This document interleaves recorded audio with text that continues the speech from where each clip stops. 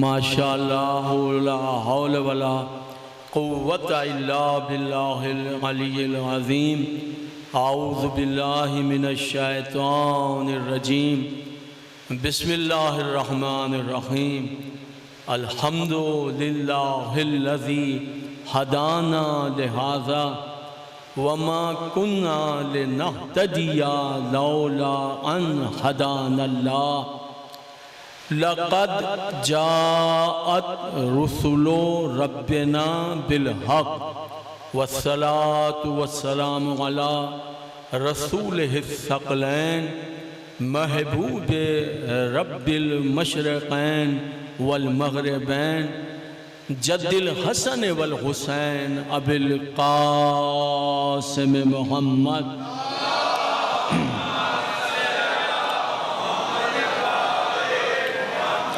وأہل بیتہ الطیبین الطاہرین المعصومین المظلومین الذین اذهب اللہ عنہم الرجس وطہرہم تطہیرا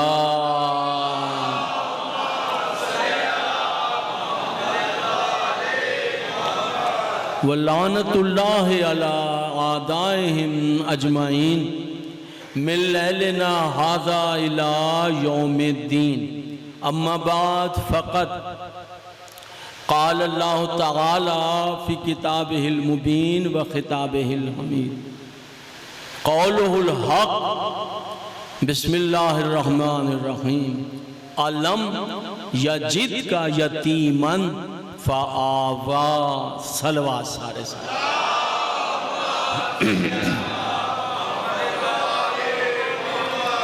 انتہائی واجب الاحترام سامعین بحمدللہ بتائید معصومہ عالمین مخدومہ کونین مادر حسنین جگر گوشہ رسول ثقلین فخر مریم و آسیہ و حوا و حاجرہ طیبہ طاہرہ معصومہ ممتحنہ عصمت اللہ الکبریٰ ان کا یہ احسان کہ یہ عظیم الشان خمسہ مجالس جس سے مجھ فقیر کو خطاب کرنے کی عزت حاصل ہو رہی ہے ان دعاؤں کے ساتھ کہ اللہ ان مجالس کے منعقد کرنے والوں کی توفیقات میں اضافہ فرمائے انہیں صحت عطا فرمائے زندگی عطا فرمائے رزق کثیر عطا فرمائے کہ یہ سلسلہ غزا اسی سج دھج کے ساتھ صبح قیامت تک جاری و ساری رہ سکے اور جتنی دعائیں آپ کے دلوں میں مچل رہی ہیں پروردگار وہ یک جنبش قلم تمام دعاؤں کو مستجاب فرما میرے عزتوں والے رب مجھے چاہیے تو یہ کہ فرش عزا پر آنے والوں کی حق یہ بنتا ہے کہ میں ایک ایک کا نام لے کر ان کے لیے دعا مانگوں یہ یہاں آنے والوں کا حق ہے مگر میں معذرت خواہ ہوں اور تیری بارگاہ میں معافی چاہتا ہوں کہ ایسا کرنے پر میں قادر ہی نہیں ہوں مجھے علم ہی نہیں ہے کہ ان کا نام کیا ہے اور ان کا نام کیا مجھے کیا پتا ایک کا نام لے لوں گا دو کا نام نہیں لے پاؤں گا ادھر ایک کا نام لے لوں گا چار کا نام بھول جاؤں گا میں تیری عظمتوں پہ قربان میں تیری عزتوں پہ صدقے پروردگار ہر ایک کا نام لینے کی تو مجھے تب ضرورت پیش آئے جب تو دلوں کے بھید جاننے والا نہ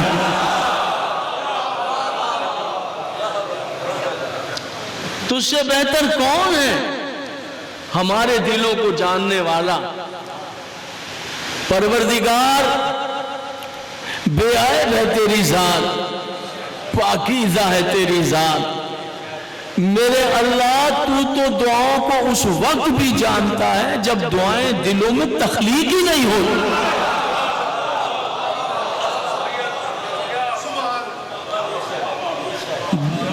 دل کی کون سی دھڑکن ہے جس سے تو بے خبر ہے اتنا تو اپنے دلوں سے ہم باخبر نہیں جتنا تو ہمارے دلوں کو جان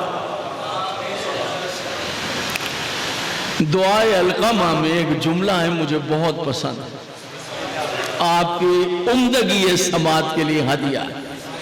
یہ دعائے القمہ جو زیارت عاشورہ کے فوراً بعد آپ پڑھتے ہیں،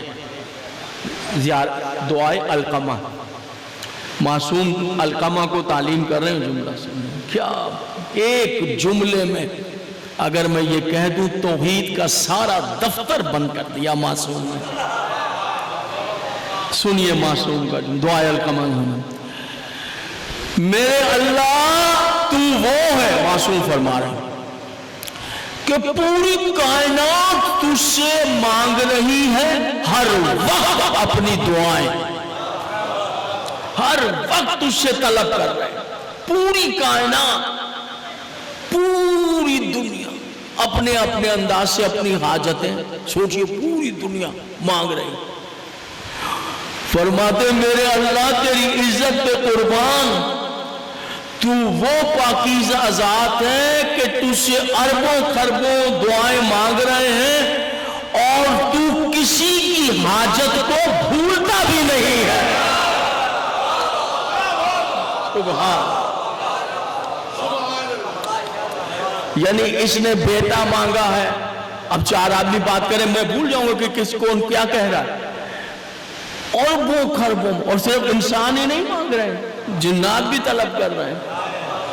اور مولا فرماتے ہیں جو چونٹی چلتے چلتے اگلے پیر اٹھا کر ہاتھوں کو یوں کرتی ہے، یہ اللہ سے دعا مانگتی۔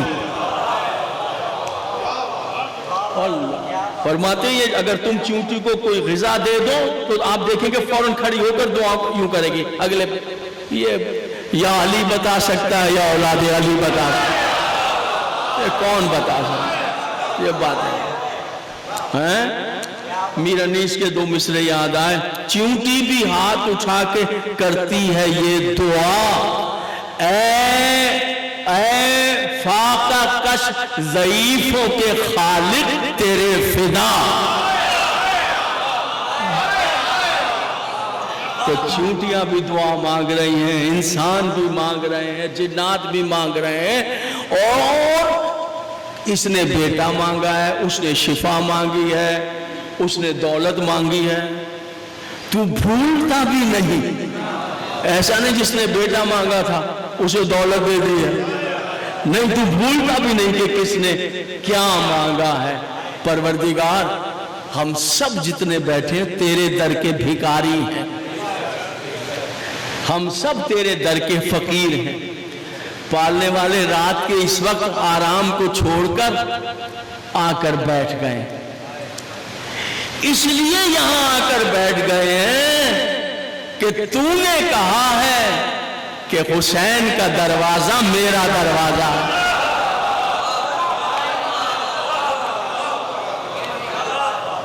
تو نے کہا ہے کہ یہ دروازہ میرا دروازہ ہے۔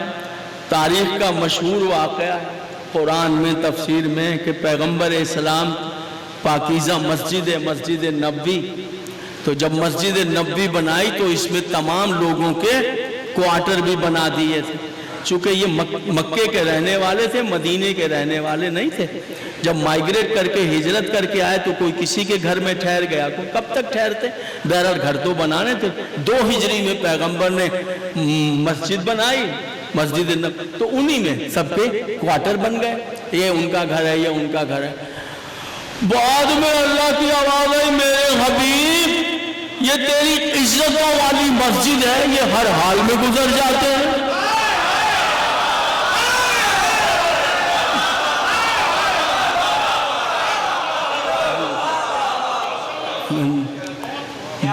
بند کر دو سب کے دروازے، سب کے دروازے بند کر دو، بس علی کا دروازہ کھلا دو۔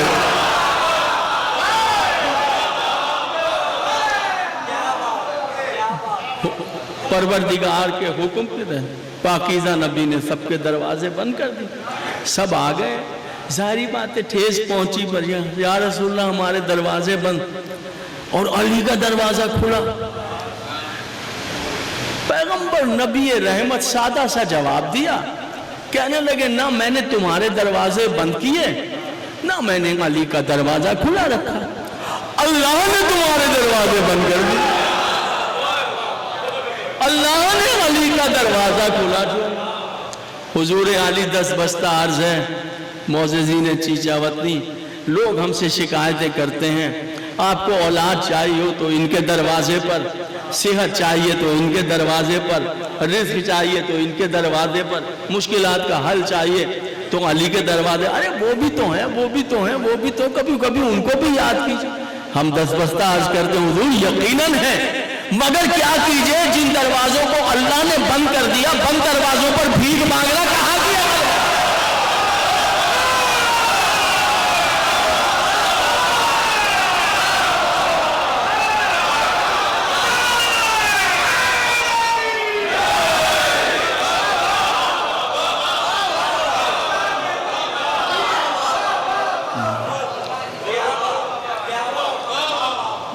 پالنے والے تو نے کہا ہے یہ میرا دروازہ، تو نے کہا ہے یہ میرا دروازہ ہے، اس لیے نہ موسم کی پرواہ نہ لوگوں کے مزاج کی پرواہ، ہر شے چھوڑ کر لے ہم تیرے در پہ رات کے وقت آ کر بیٹھ گئے۔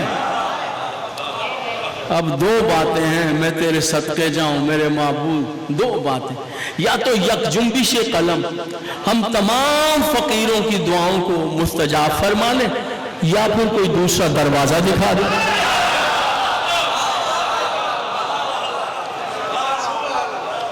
صلوات پڑھ دیجئے بآواز بلند۔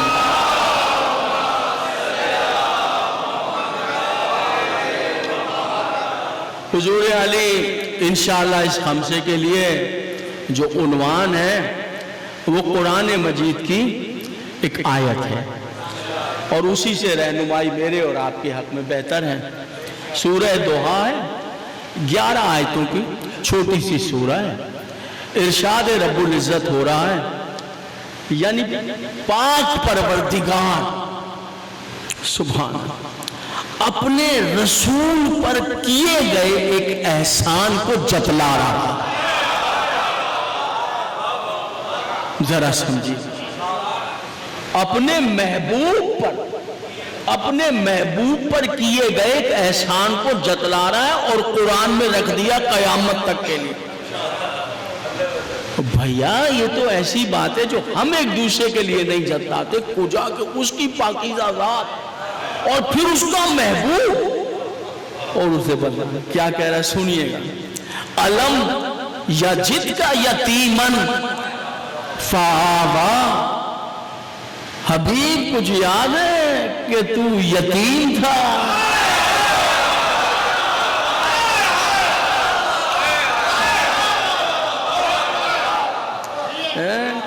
علم یجدک، کیسی مزاج دیکھیے آیت کا مزاج دیکھیے، ذرا مزاج کو سمجھیے۔ علم یجدک یتیمن فآویٰ، اب فآویٰ کا جو ترجمہ ہے وہ بہتر ہے کہ میں نہ کروں، اور ایک مقبول مفسر قرآن کی طرف چلتے ہیں، میں نہیں کرتا۔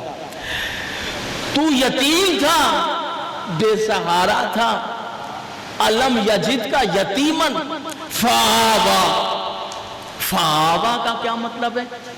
سب کے گھروں میں وہ قرآن موجود ہے، قبلہ علامہ فرمان علی صاحب کا قرآن مجید آپ سب کے گھروں میں، سب کے، اس میں یہ سورہ نکالیے اور یہ آیت، تو میں خود فآویٰ کا ترجمہ نہیں کرتا، دیکھیے وہ نیچے کیا ترجمہ کر رہے ہیں، یہ آیت پڑھیے گا اپنے گھر جا کے قبلہ فرمان علی صاحب مرحوم کا، اور نیچے آیت کے نیچے ترجمہ پڑھیے گا، ابھی تفسیر کی نوبت نہیں، نیچے ترجمہ کیا کر رہے ہیں علامہ فرمان علی صاحب؟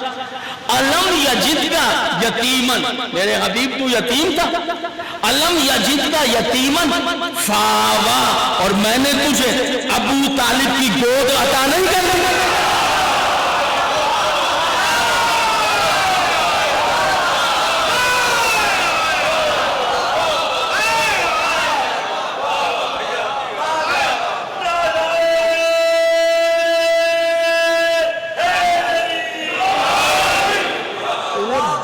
براہ راست ترجمہ کیا، دیکھیں گا بالکل نیچے براہ راست نام لکھا ہوا ہے، میں علم یجدک یتیمن، میرے حبیب تو یتیم، فآویٰ، میں نے تجھے ابو طالب کی پناہ نہیں دے دی، گود نہیں دے دی، دیکھیں گود ہے جناب ابو طالب کی، سنیے گا حضور، اور وہ کہہ رہا ہے کہ میری پناہ ہے۔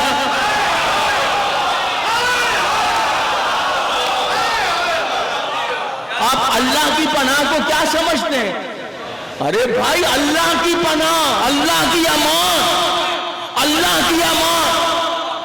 ارے کائنات قربان ہو جائے، وہ کہہ رہا میں نے امان دی ہے۔ حضور علی یعنی حضرت ابو طالب کی گود نہیں ہے، اس کی امان ہے۔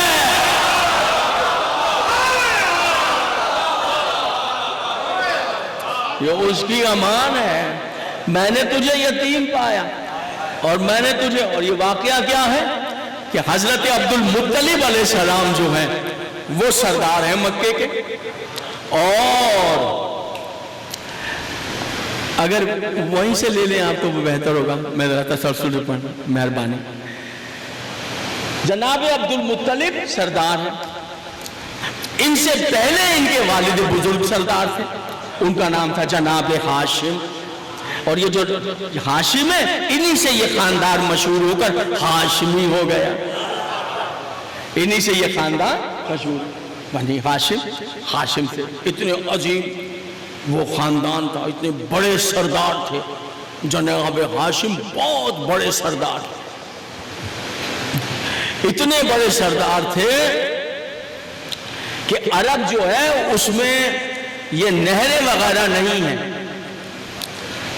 مکے کے قریب کوئی نہر، بارش برسے گی تو فصل ہو جائے گی، انسان بھی کھائیں گے اور جانور بھی، تو زندگی ہے۔ بارش رک گئی تو سب ختم ہو گیا، پھر ہلاکتیں ہیں، قحط پڑ جائے گا، جانور بھی مریں گے، انسانوں کا بھی نقصان ہوگا۔ جناب ہاشم کے دور میں مختلف ادوار میں قحط پڑے ہیں، اتنا بھیانک قحط کہ بادل ہے کہ آگے نہیں دے رہا۔ حضور علی آپ جہاں جہاں سماعت فرما رہے ہیں، جناب ہاشم کے دور میں اتنا بھیانک قحط پڑا۔ دیکھیں ابھی اسلام نہیں آیا ہے، میں جناب پیغمبر اسلام کے پردادا کی بات کر رہا ہوں، جناب ہاشم۔ اتنا قحط پڑا، اتنا قحط پڑا، کیسے پڑھے تاریخ کے یہ لفظ کہ لوگوں نے روٹی کے ٹکڑے کے لیے اپنی آبرو بیچنا شروع کیا۔ پہلے جو تھے برتن، سونا چاندی، لوہا پیتل تانبا، وہ بیچ کے جب نہ پڑا تو روٹی کے لیے آبرو بیچنا شروع کیا۔ اللہ مان، سوچئے اس سے زیادہ انسانیت پر برا وقت نہیں آ سکتا۔ سوچ رہے ہیں ذرا، جیسے ہی آبرو انسانیت پر حرف آیا جناب ہاشم کھڑے ہو گئے، اور سینکڑوں اونٹ شام مصر بھجوا کر گندم اور دیگر اجناس مکے میں لے کر آئے۔ سینکڑوں اونٹوں کو نہر کیا گیا، بڑے بڑے دیگوں میں ان کا کھانا تیار کیا گیا۔ جہاں لوگ بھوک کے مارے عصمت اپنی آبرو بیچ رہے ہیں، اور کئی میلوں لمبا دسترخوان بچھا دیے گئے، ہزاروں غلام۔ باتیں آسان ہیں، جس کے منہ میں زبان ہے وہ بولتا ہے۔ دیکھیے تو صحیح کہ یہ محسن کون ہے انسانیت کے، چار پیسے خرچ کرے تب پتہ چلتا ہے۔ سینکڑوں ہزاروں اونٹوں پر آئے، سینکڑوں اونٹ نہر کر کے کھانے تیار کیے۔ اور سنیے، ایسا نہیں ہے کہ بھوکوں کو کھانا کھلانا ہے تو پتلی دال پکا لی جائے، نہیں، عرب کی سب سے مہنگی اور محبوب ڈش تیار کی، جس کا نام ہے سرید۔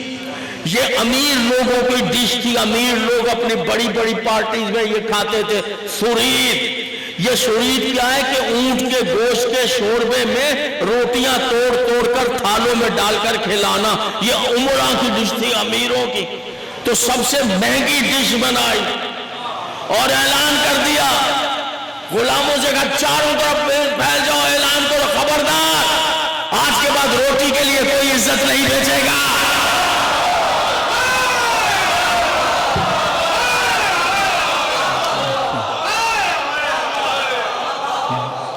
روٹی کے لیے کوئی عزت نہیں بیچے گا. صبح دسترخوان لگے گا تو یہ نہیں ہے کہ 2 گھنٹے کے بعد دسترخوان بڑھا لیا جائے گا, پھر دوپہر کو آنا, پھر بند, پھر رات کو آنا. نہیں, دسترخوان بچھے گا, بس بچھا ہی رہے گا, بچھا ہی رہے گا. اور کیا کھلا رہے ہیں کہ دنیا سے پورے عرب بھوک سے بلک رہے ہیں, پیٹ پسلیوں سے لگ گیا اور ٹوٹ پڑے. اور غلام جو کھانا جو وہ دینا کیا سوری دو, بڑے بڑے لگن میں اونٹ کا گوشت ہے, شوربہ, روٹیاں توڑ رہے ہیں. لیکن وہ رش بہت زیادہ تھا تو چھین لیا. لوگ آ رہے بھوکے, تو غلاموں کے ہاتھ پیر پھولے جا رہے کہ مجمع کیسے کنٹرول کرے. تو آپ جو ہے مسند پر تشریف فرما تھے اور یہ منظر دیکھ رہے تھے. دیکھا کہ نہیں سنبھل رہا ہے غلاموں سے, تو خود کھڑے آ گئے, خود کھڑے ہوئے اور روٹیاں پکڑی اور خود اپنے ہاتھ سے روٹیاں توڑ توڑ کر اور اس میں گوشت میں ڈالتے تھے, شوربے میں. تو سب لوگ دیکھ رہے تھے کہ ارے ہاشم خود آ گئے, یہ خود آ گئے, یہ خود توڑ توڑ کر. اچھا, ہاشم یہیں سے لقب پڑا ہے ان کا, ہاشم جو ہے یہیں سے پڑا ہے. ان کا نام کچھ اور تھا لیکن یہ لقب اتنا مشہور ہو گیا کہ اصل نام پیچھے چلا گیا. اب جو لوگوں کو ہاشم ہی کہتا ہے, ہاشم, مجھ سے بھی نہ پوچھئے گا, اس لیے کہ جب خاندان بنی ہاشم نے انہیں ہاشم ہی کہا ہے تو مجھے کیا پتا دوسرا نام کیا ہے. ہاشم ہی کہا ہے, یہی ان کا فخر ہے, یہ ان کا. تو ہاشم کیوں کہتے ہیں؟ ہاشم اس لیے کہتے ہیں, ہاشم حشم سے مشتق ہے. حشم کا مطلب ہے ٹکڑے ٹکڑے کرنے والا. زمانہ قحط میں اپنے ہاتھ سے روٹیوں کے ٹکڑے ٹکڑے کر کے اونٹ کے گوشت کے سالن میں لگن بھر بھر کر جو بھوکوں کا پیٹ بھر دے, لغت عرب میں اسے ہاشم کہتے ہیں. خبردار. پھر غلاموں کو حکم یہ کہ دن کے 2 بجے آئے تو انکار نہیں, رات کے 2 بجے آئے تو انکار نہیں. چولہے جلتے رہے اور گوشت سیخوں پر چڑھا رہے اور روٹیاں تنوروں میں لگتی رہے. جو جہاں جہاں سے قبیلے آ رہے ہیں جب آ کر بیٹھ جائے, آبرو کے ساتھ, عزت کے ساتھ, احترام کے ساتھ اس کے سامنے کھانا پیش کیا جائے اور غلام بادب اس کے سامنے کھڑا رہے. جب وہ کھانا کھا لے اور اٹھنے لگے تو کہا تشریف رکھیے, آپ نے کھانا کھا لیا؟ کہاں سیر ہو گئے. اب بتائیے پیچھے قبیلے میں بچے کتنے چھوڑ کر آئے ہیں, گھر والے کتنے ہیں؟ وہ کہہ کہ 20 آدمی چھوڑ. جناب ہاشم کا حکم تھا کہ قیمتی برتنوں میں, ریشمی رومالوں میں 20 آدمیوں کا کھانا باندھ کر دیا جائے. اور تو یہ کھانا جناب ہاشم نے دیا ہے اور حکم دیا ہے کھانا بھی لے جا, برتن واپس کرنے کی بھی ضرورت نہیں ہے.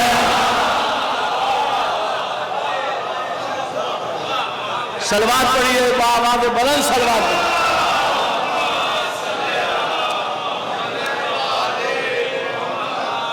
یہ ہے جناب ہاشم, یہ ہے مقام ہاشم کا.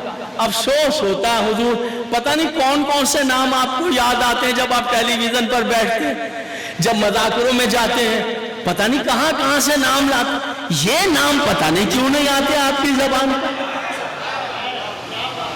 کبھی تلاشی لیں تو پرانے برتن آپ ہی کے گھروں سے نکلے.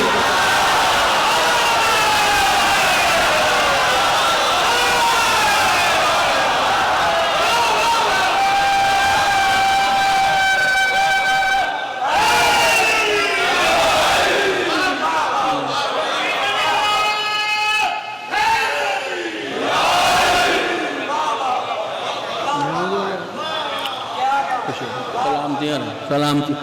یہ ہے جناب ہاشم, اور حضرت ہاشم جو ہیں یہ بہت اس پورے خاندان میں سب سے عظیم سردار آئے. ہاں تو ایک سے ایک سردار آئے, کیا کہنے سب. لیکن جناب اسماعیل علیہ السلام کے بعد جو سب سے عظیم سردار آئے ہیں وہ جناب ہاشم, اور ساری انسانیت کے محسن ہیں. سب نے کھایا ہے ان کے دروازے پر, کبھی نام کو آ جائے کسی کی زبان پر, سب نے کھایا. مدینے کے سردار حضرت عمر, وہ بھی بہت بڑے سردار, یہ مکے کے سردار ہیں. جناب ہاشم جو ہے مکے کے سردار اور کلید بردان ہیں. اور ان کا دوسری بات بھی سن لیجئے کہ جو حاجی حج کرنے آتے تھے، یہ میں پہلے کی باتیں بتا رہا ہوں، دنیا بھر سے لوگ آتے تھے نا خانے کعبہ پر، تو اپنے اپنے طریقے سے حج کیا کرتے تھے. وہ تو پھر بعد میں جب سورہ برات نازل ہوئی ہے تو پھر اللہ نے حکم دیا کہ میرے حبیب اعلان کر دو کہ آج سے کوئی ننگا ہو کے حج نہیں کرے گا.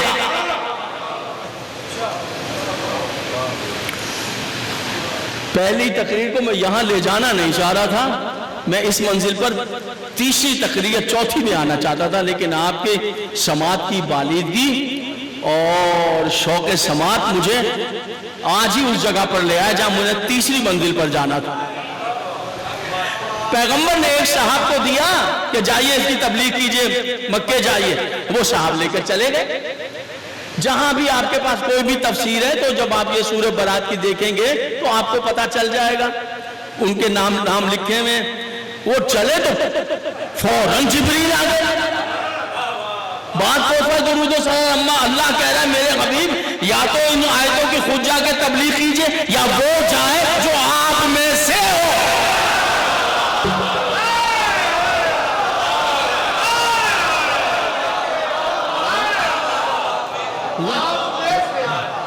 وہ جائے جو آپ میں سے ہو. تو پھر دیکھیں سب بیٹھے ہوئے تھے، وہ تو جا چکے تھے. تو آپ نے کہا کہ علی تم اٹھو، ان سے لے لو آیتیں، انہیں واپس بھیجو، خود جا کے تبلیغ کرو. علی پہنچ گئے اور کہا لائیے مجھے دیجئے. رسول اللہ نے کہا کہنے لگے میرے لیے کوئی حکم آیا ہے کیا؟ کہاں جا کے پوچھئے گا نبی سے کہ تو مجھے دیجئے. اب وہاں پہنچے. اب کہنا کیا؟ خبردار کوئی برہنہ ہو کر حج نہیں کرے گا. حضور علی عجب موڑ پر لایا ہوں میں، شاید چھوٹا سا امتحان ہو جائے آپ کا. انشاءاللہ پہلی بار اس رخ سے دیکھ رہے ہیں اس آیت. خبردار کوئی برہنہ ہو کر طواف نہیں کرے گا. اگر علی کے باپ دادا اسلام سے ہٹے ہوئے تھے تو وہ سارے مشرک کھڑے ہو کے کہتے ہیں ہمیں منع کر رہے ہو، کل آپ کے باپ دادا بھی کیا کر رہے تھے.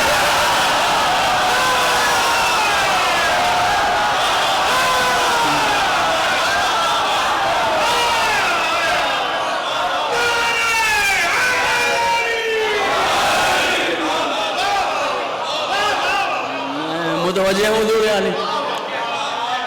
اب ایک لطیف سا نکتہ آپ کی ہدیہ ہے آپ کی سماج.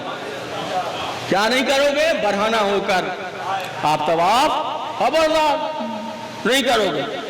یہ علی نے کہنا یوں سمجھے جیسے خیبر فتح کرنا ہے نا، یہ بھی ویسی منزل ہے. سرخ آنکھیں کیے ہوئے وہ دیکھ رہے ہیں اور ان کے جناب علی بس نہیں چل رہا ہے اور علی کھڑے ہوئے اور تڑپ رہے ہیں کہ کچھ کریں.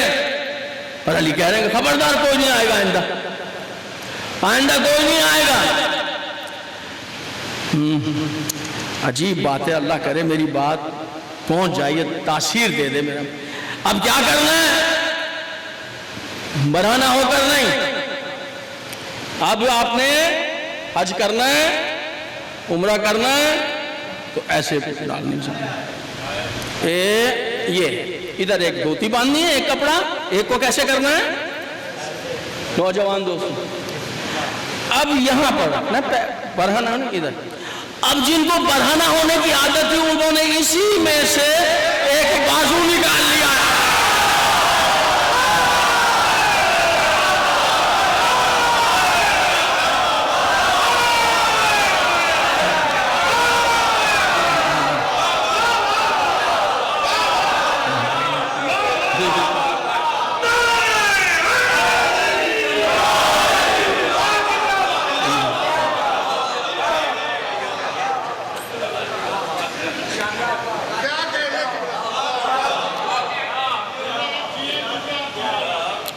سلامت رہے حضور علی، سلامت.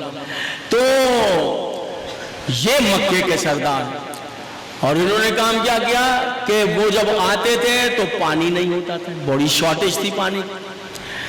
اور جب پانی جمع کر لیا تو وہ پانی کھول گیا، گرم ہو گیا بہت زیادہ. اب کھولتا اتنی وہ ٹمپریچر اس کا اتنا گرم مکے کا، تو پانی کیسے پیے وہ گرم پانی؟ وہ سیمنٹڈ ٹینکیاں تھیں بنائی تھیں اور ایسے پتھروں کی اس کے اندر بھر دیا جاتا، نہیں پی. جناب ہاشم نے انتظام کیا،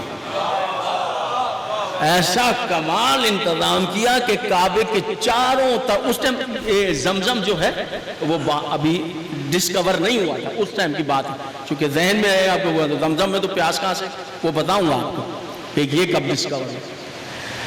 اب تو بس جلدی دو کے قریب نتیجے ہیں وہ دوں اور تقریر کو کامل کروں. کل سے اسی موضوع کو انشاءاللہ 5 دن مولا کی تائید سے پڑھیں گے. تو وہ جو گرم پانی ہو جاتا تھا تو جناب ہاشم نے اس کے لیے اہتمام یہ کیا کہ عرب کے صحرا میں ایک گھاس ہوتی تھی، اس گھاس کا کسی کو پتہ ہی نہیں تھا کہ اس کی خاصیت کیا ہے. وہ گھاس کی خاصیت یہ تھی کہ ایک تو اس میں سے خوشبو آتی تھی، یعنی اگر اس میں پانی پڑ جائے تو وہ اپنے اندر سے خوشبو چھوڑ دیتا تھا، اتنی خوشبودار گھاس تھی. اور دوسری بات یہ تھی کہ اگر وہ گیلا ہو جائے تو اس کے اگینسٹ سائڈ جو ہے اس طرف جو ہے وہ برف جیسا کام کرتا تھا. پورے صحرائے عرب سے غلاموں کو بھیج کر وہ گھاس منگوائی. آپ کے ہاں اور ہندوستان میں یعنی جب لائٹ نہیں تھی تو جتنے لوگ ہیں وہ اسی کے کمرے میں رہتے تھے گرمیوں میں، اور رمضان میں وہی کمرہ استعمال کرتے. جیسے کہ میر انیس کیا خس خانہ، اس گھاس کو کہتے تھے خس کہتے تھے. ٹھیک ہے جی، پہلے وہی کولر میں استعمال شاہ صاحب ہوتی تھی، مگر اب وہ ختم. اب تو کوئی ایسی چیزیں ہیں جو وہ تو کیا کہنے اس کے تھے جناب، یعنی خس کہتے تھے اس گھاس کو. تو وہ لکھنؤ میں اور اس میں غالب نے اپنے ایک شعر میں بھی کہا ہے کہ روزہ تو رکھ لوں مگر خس خانہ کہاں سے لاؤں. یہ غالب نے اپنے شعر میں بھی کہا. تو خس خانہ جو ہوتا تھا، غلاموں کو بیچ کے وہ گھاس منگائے اور پانی کے لیدر کے ٹینک بنوائے، اونٹ کے چمڑے کے ٹینک بنوائے. اور ٹینک بنوانے کے بعد ان کے چاروں طرف وہ خس اس طرح لپیٹ دیا اور باندھ دیا گیا کہ سورج کتنی ہی تپش زمین پر بھیج دے اور ٹمپریچر کچھ بھی ہو جائے لیکن وہ پانی ایسے ہے جیسے برف سے کیا ٹھنڈا پانی ہے. جی یہ سب وہی پانی پیتے تھے. ارے اللہ اکبر، کیسے کیسے بدبخت ہیں، ہر احسان ہی بھول گئے. نہ کھانا یاد رہ گیا، نہ ٹھنڈا پانی یاد رہ گیا. یہ سنیے، میں نے ان ساری باتوں سے آگے کام لینا ہے کہ یہ کیا ہے ان کا کرنا. پھر آپ نے شادی جو کی وہ مدینے کے سردار جو بہت بڑے سردار تھے جناب عمر، ان کی بیٹی سے شادی کی. اور جناب ہاشم کی ایک ہی شادی ہے، ایک شادی جناب ہاشم کی، اور اللہ نے آپ کو بیٹا عطا کیا. اس بیٹے کو جب دنیا میں تشریف لائے تو ایک لٹ جو تھی وہ سفید تھی پیدائشی طور پر. یہ لٹ یہ سفید تھی پیدائشی طور پر. تو وہ جو کاہن تھے اس دور کے اور بڑے عالم تھے اس دور کے، انہوں نے جب دیکھا جناب ہاشم کے بیٹے کو، انہوں نے کہا اس کے یہاں پر سفید لٹ ہے، یہ بچہ دنیا میں ایسی عزت پائے گا کائنات میں کسی کو نہیں ہے.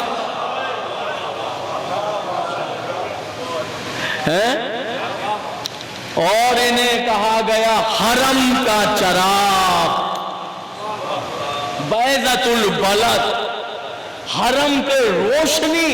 ان کا نام ہے عبد المطلب. یہ ہے جناب، انہوں نے 4 شادیاں کی ہیں. جناب عبد المطلب علیہ السلام نے جناب ہاشم کے بعد پھر یہ سردار بن گئے، ان کے بیٹے جناب عبد المطلب. اور جناب عبد المطلب جو ہیں انہوں نے 4 شادیاں کی ہیں. میں زیادہ بھی آپ کا ٹائم نہ لوں کہ کہیں آپ ایسا نہ کہیں کہ صاحب کل سے آپ یہ کہیں کہ صاحب وہ بڑا لمبا پڑھتے ہیں. نہیں، میں قائد تاریخ کبھی سنی نہیں ہے. اچھا تو آپ بیان کر رہے ہیں، یہ تاریخ کبھی نہیں سنی. مہربانی جناب. یہ آپ ہم تاریخ سننے کے لیے ہی بیٹھے ہیں. اچھا اچھا اچھا جی. السلام آپ سلام باواز بلند صلوات پڑھ دیجئے وہاں.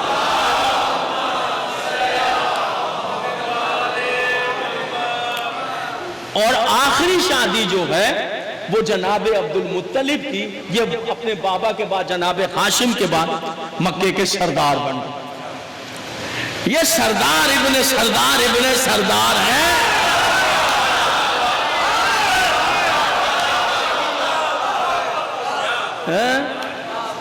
ارے شرم کیجئے سرداروں کے مقابلے غلام زادوں کے ساتھ.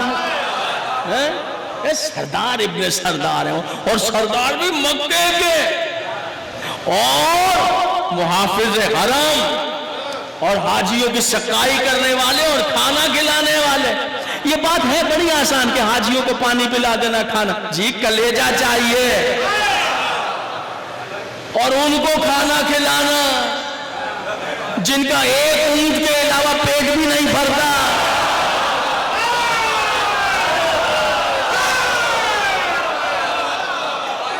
بڑی بات ہے. الہیہ ہے حضور، ان کو کھانا کھلانا، پانی پلانا، سقائی کرنا. یہ جناب عبد المطلب. پھر اتنا ہی نہیں، کلید بردار کعبہ، کعبے کی چابی جیب میں. توجہ ہے حضور علی. معاف فرمائے، گھر اس کا ہے، کھلے گا ان کی اجازت سے.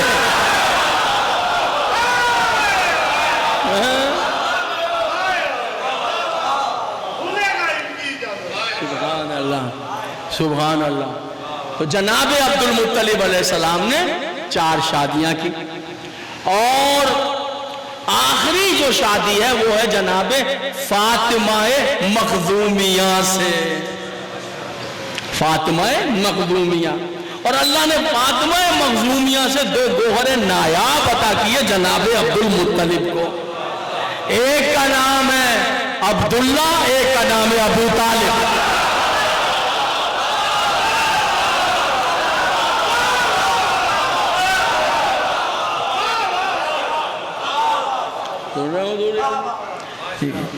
جناب عبداللہ اتنے حسین تھے کہ کیا بیان کیا جائے. اور انشاءاللہ کل آپ کو بیان کریں گے کہ یہ کیا شخصیت ہے. چونکہ ہمارے پاس جو تاریخ ہے اس میں زور لگایا ہے یا مورخ سے زور لگوایا گیا ہے، لالچ دے کر، دھمکی دے کر، کہ کسی طرح ان کا جو کردار ہے وہ جیسا ہے ویسا نہ جائے لوگوں کے سامنے. اور ہمیں اللہ نے حسین کا منبر دیا ہے، یہاں سے بتائیں گے کہ علی کیسے ہیں، ان کے باپ دادا کیسے ہیں، اس منبر سے بتائیں.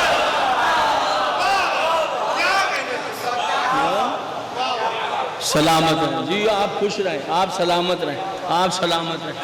اور پھر ان کے 12 بیٹے.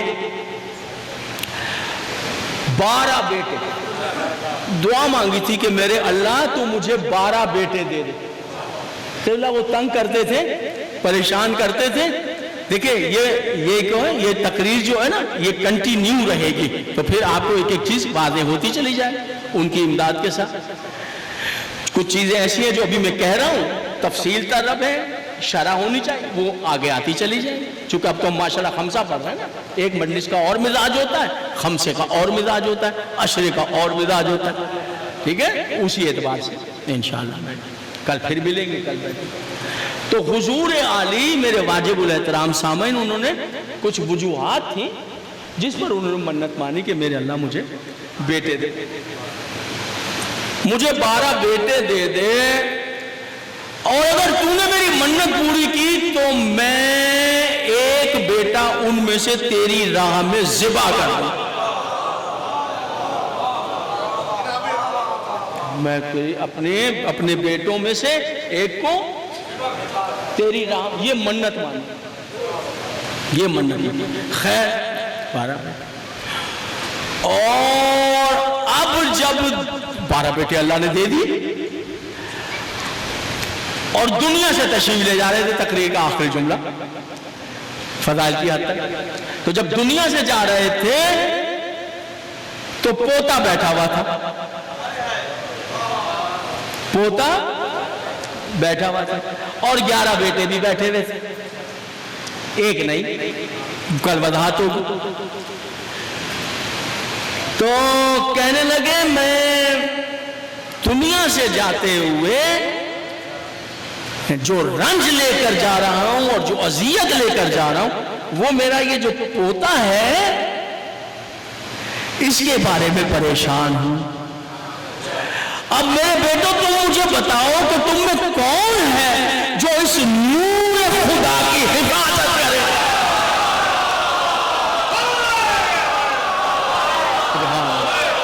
اب آپ میری بات کو بالکل واضح سمجھ رہے ہیں. تم میں کون ہے جو اس نور خدا کی حفاظت. وہ اپنی اپنی تعریفیں کرنے لگے، بابا میں کر لوں گا، بابا یہ ہو جائے گا، بابا وہ ہو جائے گا، باپ کے سامنے سردار کے. اب دنیا سے جا رہے تھے جناب عبد المطلب، اور 11 سال کے آپ کے رسول دادا کے پاس بیٹھے چپکے میں سیدھے سے لگا. اسی کی وجہ سے پریشان کہ ایک مرتبہ کہاں بھائی وہ بھی کہہ رہے ہیں، وہ بھی کہہ رہے ہیں، وہ بھی کہہ رہے ہیں. تو جناب عبد المطلب علیہ السلام تو بیٹے ہیں نا، تو وہ تو کہہ سکتے ہیں، ہم اور آپ تو نہیں. تو کہنے لگے ایک بیٹے کی طرف دیکھے، میں نام نہیں لے رہا ہوں، کہ تجھے اس لیے ان کی خدمت پر مقرر نہیں کرتا کہ نہ تو بیوی کا غلام ہے. ذرا سمجھیے گا حضور علیہ، دیکھیں میری احتیاط دیکھیں کہ میں نام دوں ان کے بیٹے. اور تجھے اس لیے نہیں کہ تو ویسے تو ٹھیک ہے لیکن تجھے غصہ بہت آتا ہے، غصہ اور ان کے سامنے.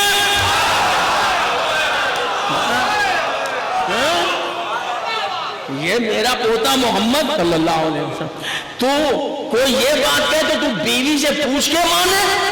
نہیں نہیں نہیں نہیں، ایسا نہیں. جب سب بول پڑے تقریر تمام. تو ایک دفعہ 11 سال کے ہیں پیغمبر اور دنیا سے جا رہے ہیں. کہا ٹھیک ہے، کہا اے میرے خاندان کی آبرو، دادا پوتے سے کہہ رہا ہے، 11 بیٹے بیٹھے ہوئے ہیں، اے اس کائنات میں اللہ کے مجسم نور، یہ جتنے بیٹھے ہیں چچا تم سے بہتر کون جانتا ہے، اپنے لیے خود ہی گود کا انتخاب کرو.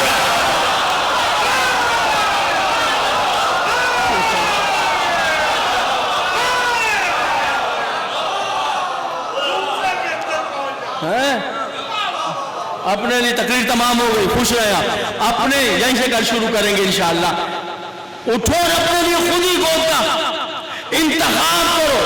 انتخاب کون کرے گا؟ رسول. اور کون رسول ہے؟ وما ينطق عن الهوى ان هو الا وحی یوحی. حرکت نہیں کرتا جب تک وحی نہ آ جائے. تو تاریخ نے لکھا پیغمبر اٹھے 11 سال اور سیدھے ابو طالب کی گود میں جا کے بیٹھے.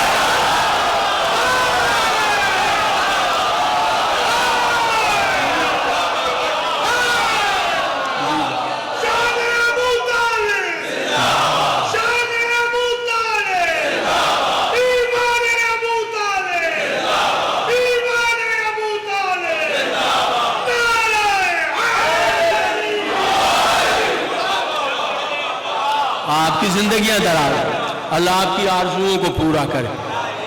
ہر ایک کے منہ میں زبان ہے، جو چاہے باتیں کرے. باتیں اور ہیں، حقیقتیں اور ہیں.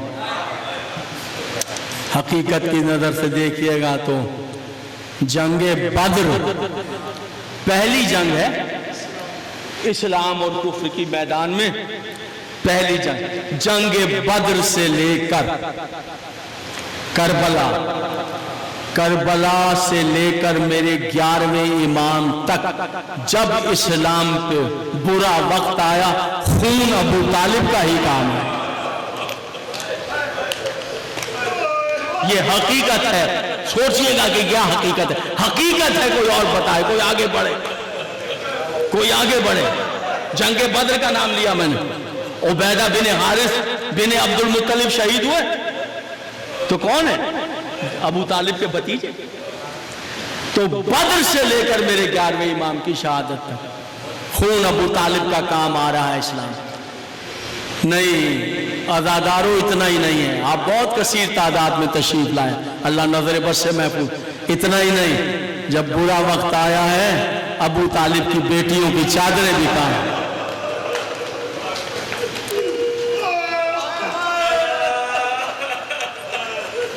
اللہ ان آوازوں پہ رحمت دینا. ذرا چلے نا کربلا میں میرے ساتھ چلیں. یہ بن کربلا کا جو لہو لہان ہے کس کا لہو ہے؟ ایک ایک رشتے کو ایک ایک لاش پہ کھڑے ہوں اور دیکھیں اس کا ابو طالب سے رشتہ کیا بنتا ہے. ایک ایک لاش پہ کھڑے ہوں، دیکھیں ممکن ہے آگے میں رشتے گنواؤں، ایک ایک لاش پہ کھڑے ہو کہ ابو طالب علیہ السلام سے رشتہ. یہ کس کا بن ہے؟ یہ کس کے کلیجے کے ٹکڑے کے لاشیں پڑے ہیں؟ کون ہے؟ ابو طالب کا.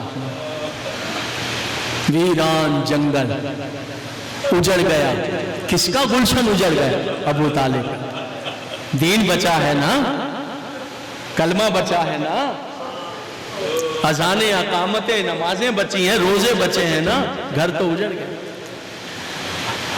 عزادارو ماتمدارو 11 محرم آئی،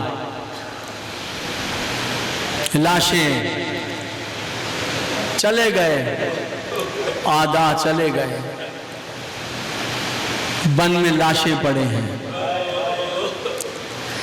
جب جنگل میں لاشیں پڑے ہوں تو 2 کام ہوتے ہیں، 2 کام.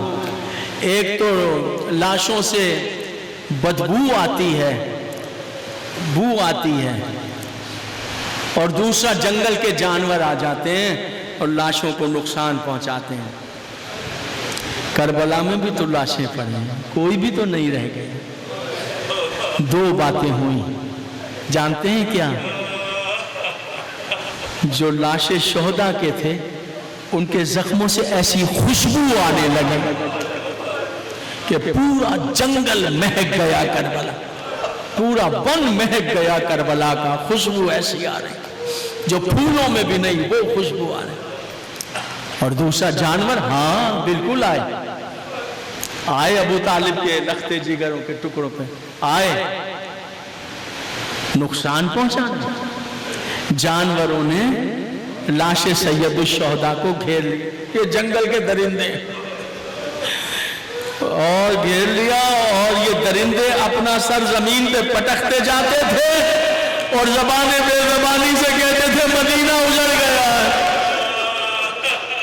رسول کا گھر اجڑ گیا ہے. اجرکم اللہ.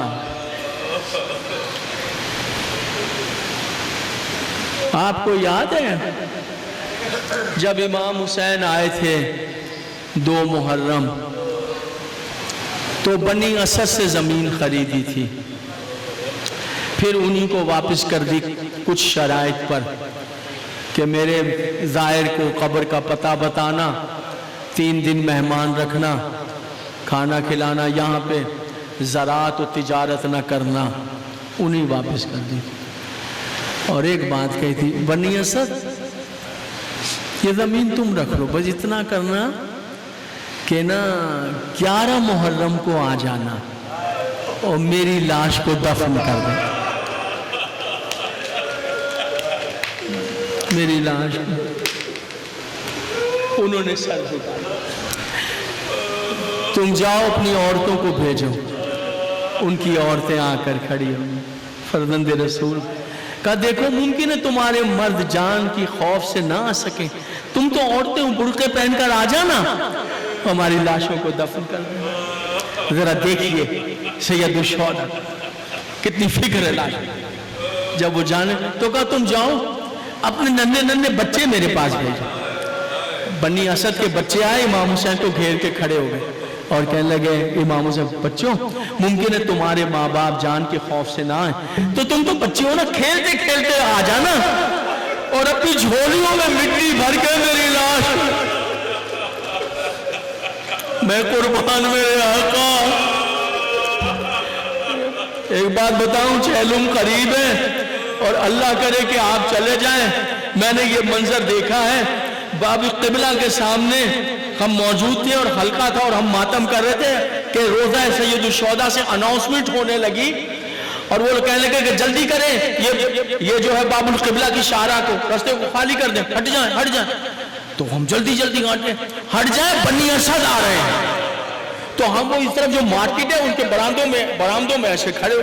قبلہ عجب منظر تھا کہ وہ اس طرح آئے کہ آگے عورتیں اور بچے ہیں، سب نے کالے برقعے پہنے ہوئے تھے اور ان کے نا یہ مٹی نرم کیچڑ والی مٹی ادھر بھی لگی تھی، ادھر بھی مٹی لگی ہوئی تھی. پیچھے مرد تھے اور کھدائی کے سامان بیلچے وغیرہ ان کے کاندھوں پر ہوتے ہیں اور سر پر جو ہے وہ ٹوکریاں دفن کا سامان. وہ ایسے دوڑتے ہوا باب القبلہ، ظاہرین جانتے ہیں باب القبلہ کے سے کھڑے ہو کر ایسے دیکھیں گے تو سامنے سید الشہداء کی قبر مبارک نظر آتی ہے. تو وہیں سے وہ دیکھتے تھے اور ایک جملہ کہتے تھے، زہرا کے لال لے ہم تجھے دفن کرنے آ گئے. سیدہ کے لال لوگ ٹکرے مار رہے تھے. ماتمداران حسین، قافلہ چلا گیا، لاشیں بے گور و کفن پڑی ہیں، عورتیں اٹھی بنی اسد کی. مردوں نے پوچھا کہاں جاتے؟ کہا وعدہ کیا تھا ہم نے امام حسین سے فرزند رسول سے لاشیں دفنانے جائیں. مردوں نے کہا نہیں ہم نہیں جا سکتے، جان کا خوف ہے. پتہ چل گیا لشکر اعداء کو ہمیں چھوڑیں گے نہ ہمارے جان کا. جب یہ سنا عورتوں نے اپنی چادریں اتاری، بنی اسد کی عورتوں، اور چادریں اپنے مردوں کی طرف پھینک دی. کلو چادر اوڑھ کر بیٹھو، اپنی جان بچاؤ، ہم نے جو وعدہ کیا ہے ہم سیدہ کو کیا منہ دکھائیں. یہ کہہ کر عورتیں چلی. کچھ فاصلے پر پیچھے مردوں کی غیرت بیدار ہوئی اور وہ دوڑتے آج بھی وہ اسی طرح اسی سنت پہ دوڑتے آتے ہیں، جیسے خوف سے نہیں کوئی وعدہ پر دوڑتے ہوئے بنی اسد عورتیں بچے خود آ گئے. ویران جنگل لاشیں پڑی، دفن کرنے تو آ گئے لیکن لاش تو پہچانی جائے گی سر سے.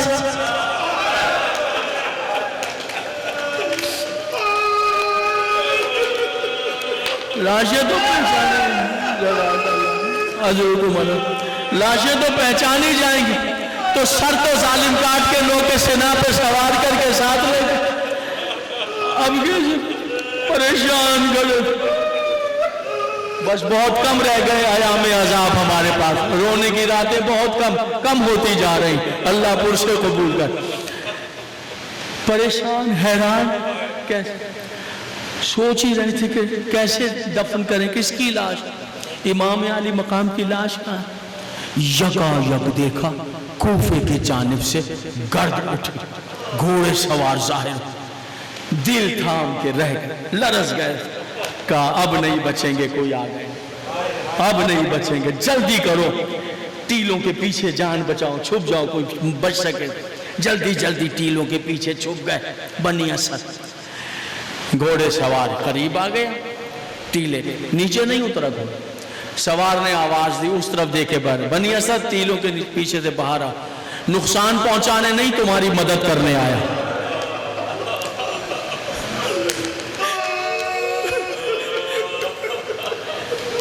کانپتے ہوئے باہر آئے.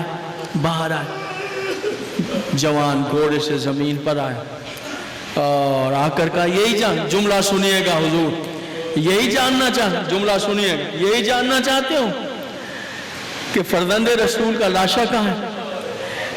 یہ جو پتھروں کا ڈھیر ہے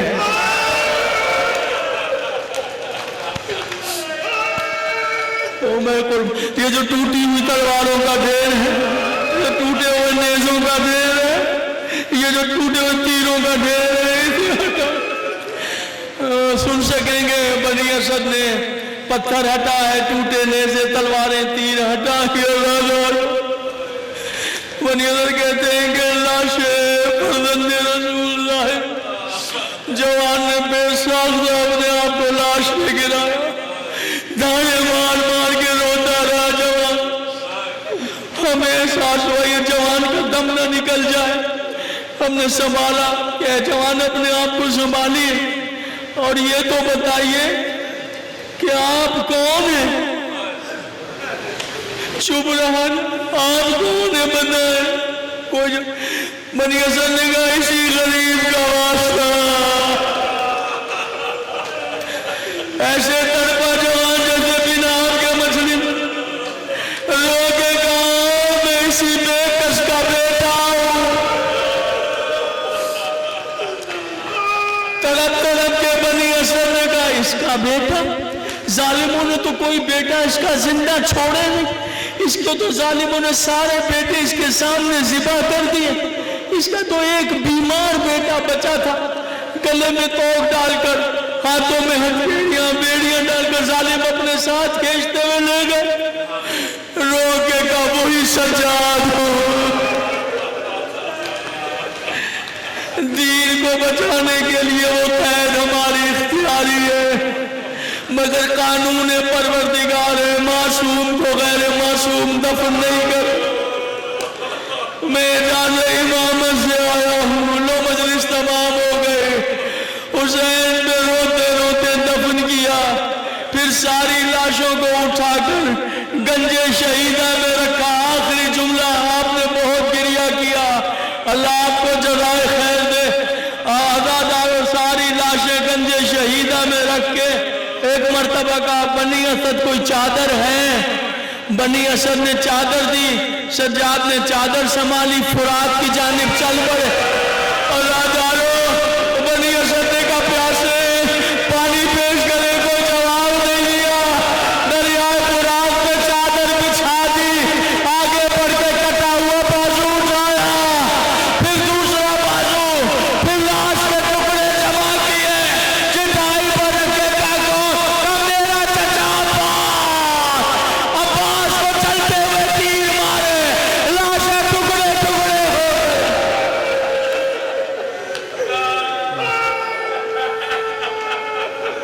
ہو گئے.